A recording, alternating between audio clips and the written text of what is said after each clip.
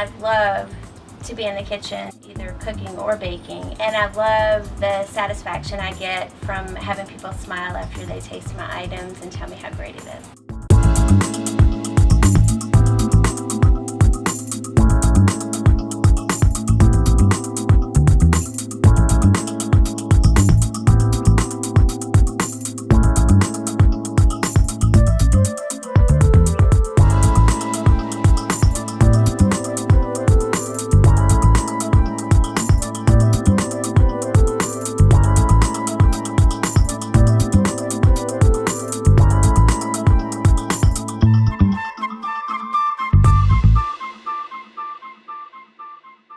Find some recipes that you really enjoy, get in the kitchen, and it's trial and error.